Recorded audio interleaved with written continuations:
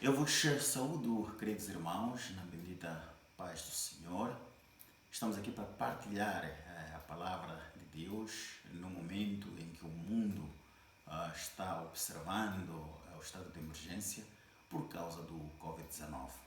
Para esse efeito, vamos recorrer à Bíblia e vamos ler a nossa palavra no livro de Êxodos, no capítulo 12.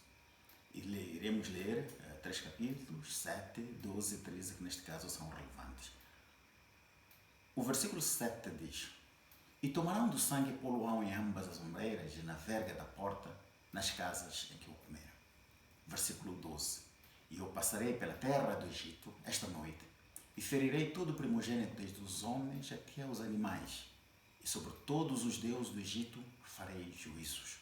Eu sou o Senhor. Versículo 13: E aquele sangue vos será por sinal nas casas em que estiverdes.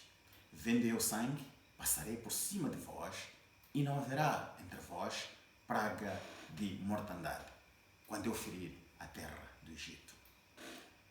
Vamos contextualizar esta palavra.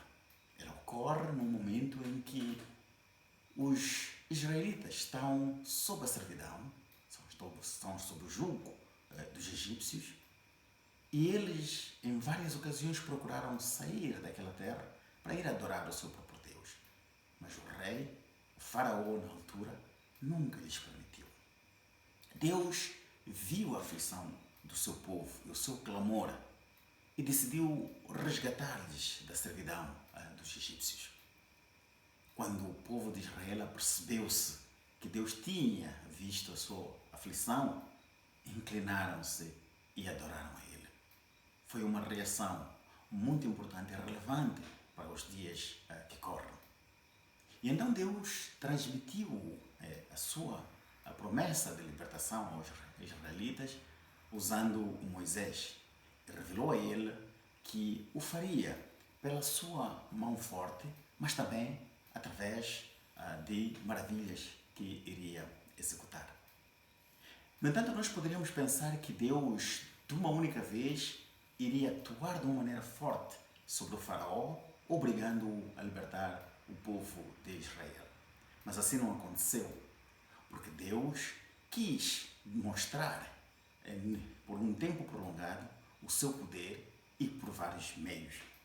Dessa maneira, ele libertava pragas e faraó, nessa altura, sentindo a dor e o sofrimento dos egípcios, decidia que iria libertar o povo. Mas sempre que a praga parava, ele voltava novamente a endurecer o seu coração e a impedir que o povo de Israel saísse do Egito. E nós poderíamos então perguntar, mas por que Deus fez isso de uma maneira reiterada várias vezes? E nós encontramos a resposta disto no livro de Êxodos, no capítulo 7, no versículo 7, mas também encontramos no capítulo 11, no versículo 9. E ele diz que fez assim para que pudesse multiplicar os seus sinais e as suas maravilhas. Portanto, Deus tem o poder de ferir a terra com pestilências ou permitir que o Satanás o faça de modo a mostrar o seu poder. Mas ele faz isso para que o seu nome seja anunciado em toda a terra. Nós podemos ver como o mundo neste momento está chorando e todos estão neste momento dizendo: o único que nos pode salvar é o nosso Senhor.